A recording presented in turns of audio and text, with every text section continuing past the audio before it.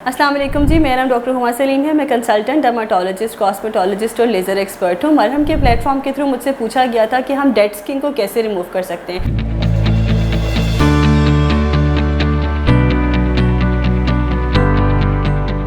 देखिए, dead skin होती ही क्यों है? अगर डेड स्किन इसीलिए होगी कि हमारी प्रॉपर क्लिनजिंग नहीं है, हमारी स्किन के रूटीन प्रॉपर नहीं है। अगर हम रेगुलर क्लिनजिंग करते रहें, अपने स्किन को एक्सफोलिएट करते रहें, तो डेड स्किन फेस पे नहीं होगी। अगर आप डेड स्किन को लेकर बहुत ज़्यादा केयरलेस रहेंगे तो वो आपको प्रीमेच्योर एजिंग की तरफ लेके जा सकती है। आपकी स्किन के ऊपर एज स्पॉट्स पड़ सकते हैं, पिगमेंटेशन का इशू हो सकता है, लैक्स हो सकती है स्किन।